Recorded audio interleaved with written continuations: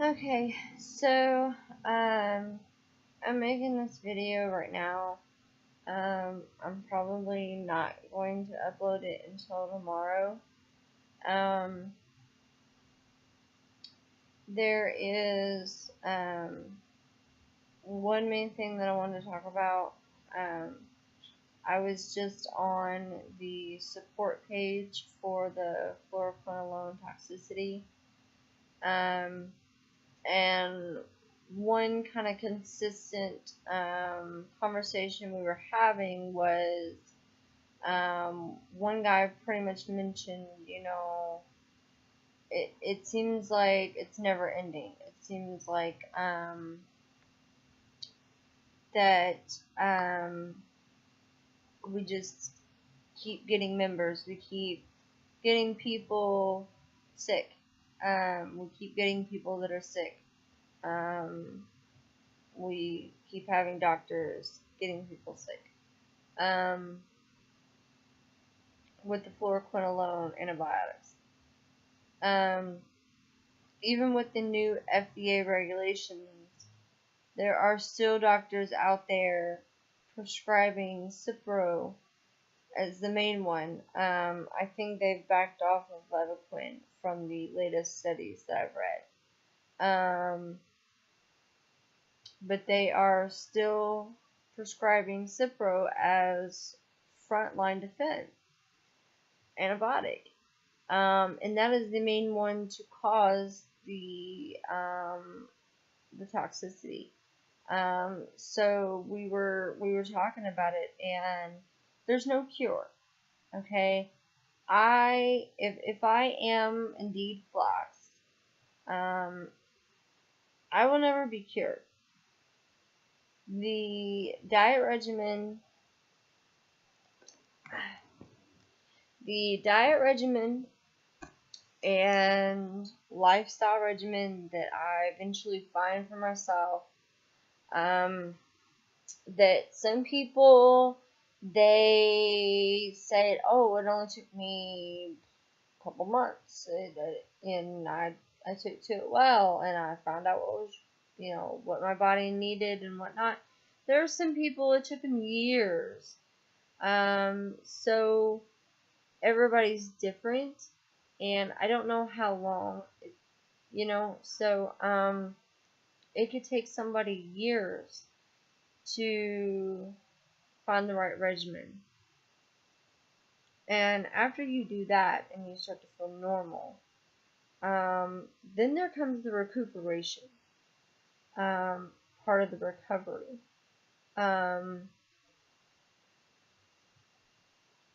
And building yourself back up to who you once were.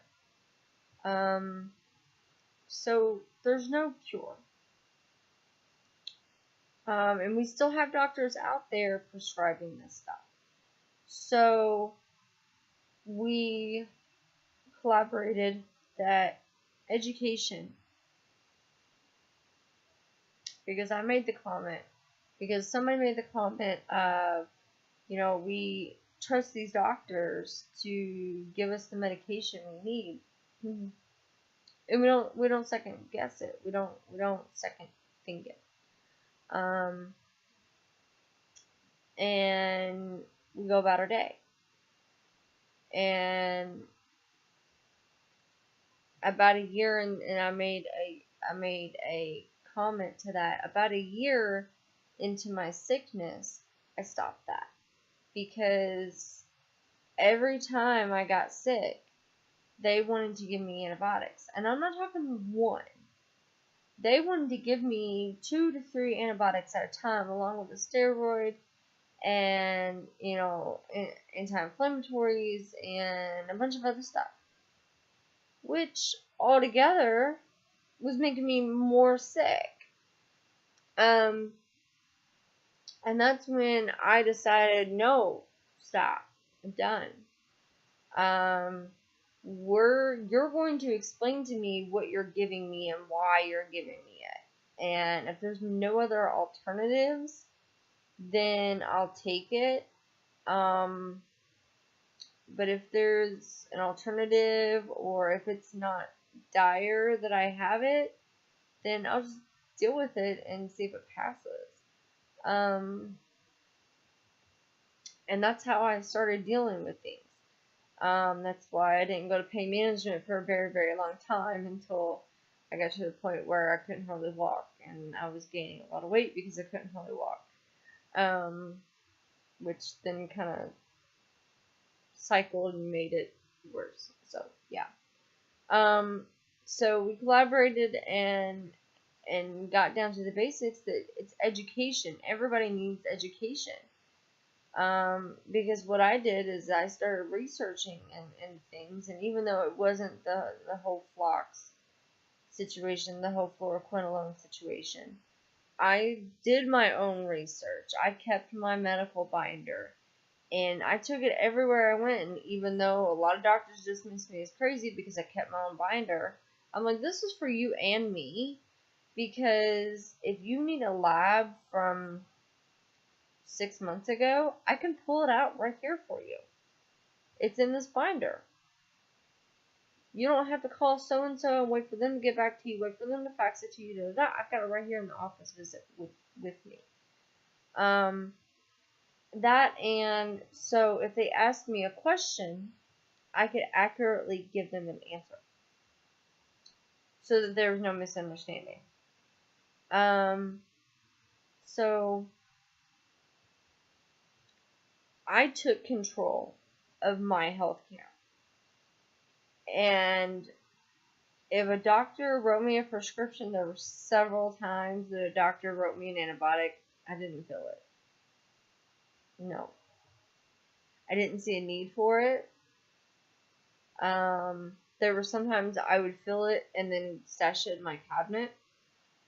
There may be a time where me or perhaps a family member, I know you're not supposed to share your prescription medications, but perhaps a family member might need an antibiotic, and I or that family member can't go to the doctor for that antibiotic, and we know that's the antibiotic that's needed, you know. So,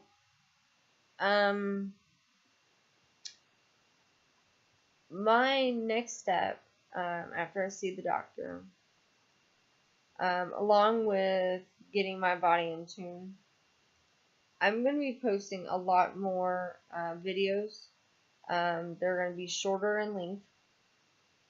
They're not going to be my hour-long rants that I'm famous for on my channel.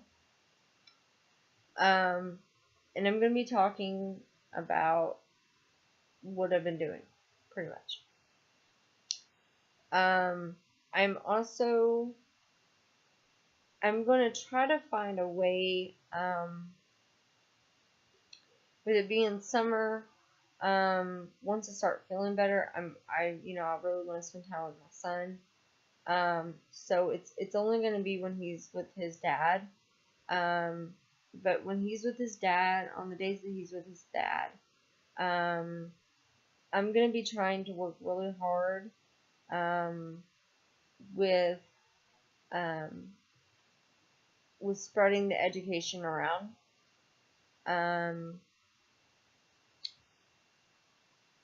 Here locally where I live, and I'm also trying to reach out further. I have chat groups in fan pages that are across the world, and I'm actually right now trying to get them to subscribe to my YouTube channel. And so I am doing my part. I am trying to spread the word. Do not take fluoroquinolone antibiotics.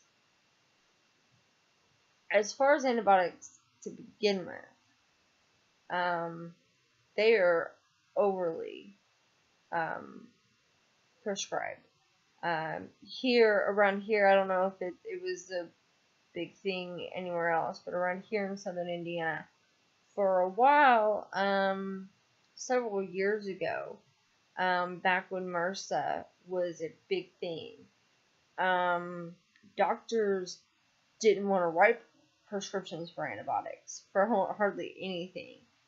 And I used to have chronic bronchitis. For some reason, about the time that I got Phlox, I stopped getting bronchitis. It's really weird. Most of my illnesses that I had prior, most of my chronic illnesses that I had prior to being Phloxed, I don't have now that I'm Phloxed. It's really weird. The asthma is mainly exercise induced. My allergies aren't near as bad, and my chronic bronchitis isn't bad. I rarely get bronchitis, knock on my hardwood floor. So,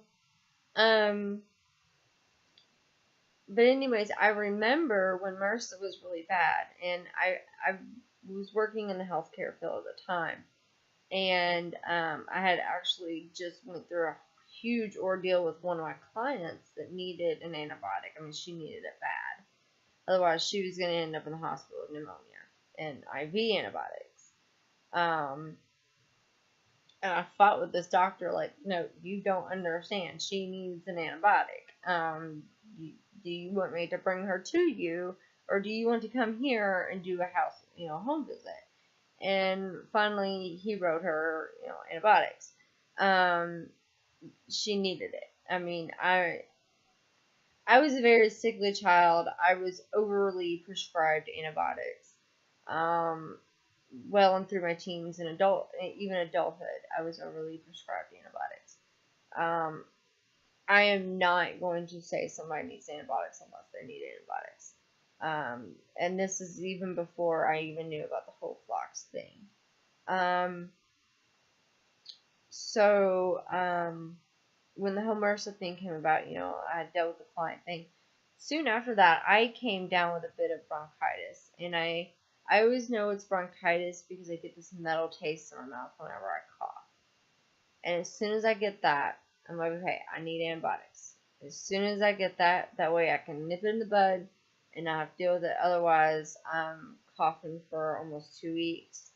And, I mean, it's to where I'm, like, deathly fucking ill. I just cussed. I was trying to make a video where I didn't cuss. Anyways, sorry, I dropped the F-bomb. So,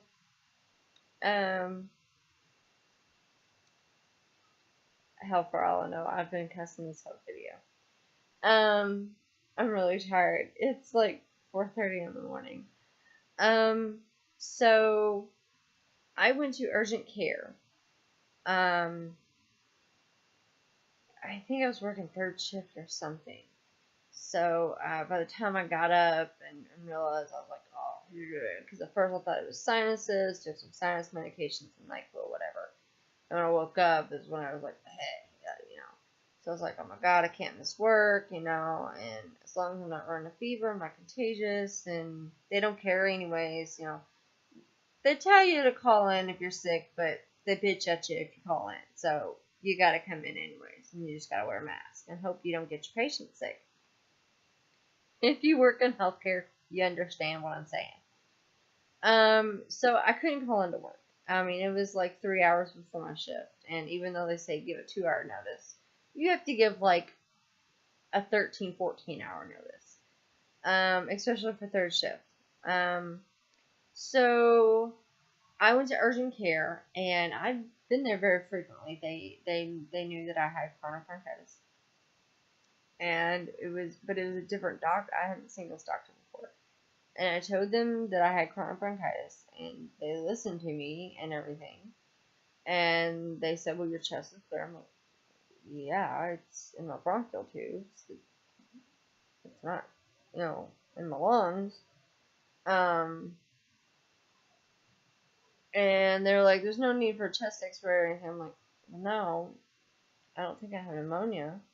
But if you don't prescribe me antibiotics, it'll be pneumonia. And I actually told them that. Because anytime I've had bronchitis and they've not prescribed me an antibiotic, about 3 or 4 days later, I'm in the hospital with pneumonia. And this has been true every time. You can ask my mother. And I told him this. And then this other woman comes in. I don't know why. But this other doctor lady comes in and she starts treating me. I don't know why. And she goes back over everything. And they're both kind of in there tag teaming. I don't know what that was. So I'm trying to explain to her everything. And they do not want to prescribe me antibiotics. And I'm like, okay, I just paid y'all $50 so that I could get some antibiotics and so I can go to work. I have bronchitis. I know what I have. I have the metal taste. I have chronic bronchitis. I've had this since I was like 9 months old. I know what it is. Please give me some antibiotics. They would not give me antibiotics. So, of course, I had to run to the pharmacy and grab me a bunch of cough and cold medications. And the next day, I had to call my doctor, who luckily my doctor trusted me, told him I had bronchitis, told him I went to freaking urgent care, wasted a bunch of money. I didn't have money for a copay, and he luckily wrote me antibiotics. But at the time, doctors were so afraid to write antibiotics because of MRSA. Because it was a resistant strain of bacteria, of staph. So why, with this information these doctors and pharmaceutical companies have of the fluoroquinolones, are we still writing them? You have the doctors writing them. You have the pharmacists filling them, and you have the pharmaceutical companies delivering them. You have 3 people involved. All 3 people know about it. All 3 people know about this. And it's still happening. It's still happening. The FDA has already issued a black box label, just this past month.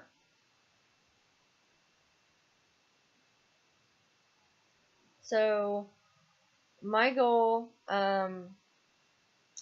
is obviously, work on myself and getting better, spending more time with my family. I really need to catch up on some time with my son. But when he's at his dad's and I'm not working, I'm really going to be working hard on education and spreading the word. And I'm going to be getting some small groups together, like kind of like chapters of a bigger group, I guess. And hopefully we can achieve something. Hopefully this isn't just talk, and because these people on these groups are like, yeah, we need to educate them. I'm like, yeah, we do. And we don't need to just sit here and talk about it. We need to get out there, and we need to tell people, and we need to get other people to tell other people to tell other people to tell other people. Because people are literally lining up in the doctor's office to get sick. That's literally what's happening. So I've almost hit my 20-minute mark. I've been timing myself. I gave myself a 20-minute mark. I'm almost to that point. Yeah. Stay away from fluoroquinolones. Do not take them. Mostly around here, that would include Levaquin, Avelox, and Cipro.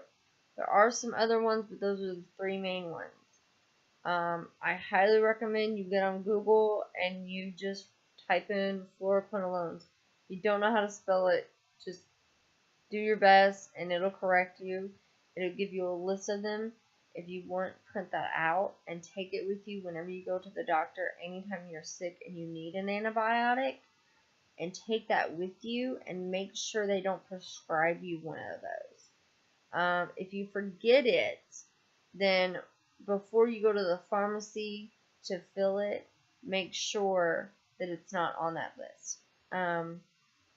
Just do yourself that favor. So I'm going to go ahead and cut this video short here, and I'll probably upload it in the morning, and I'm probably going to gather some more information throughout the day and upload a few more quick videos about some things.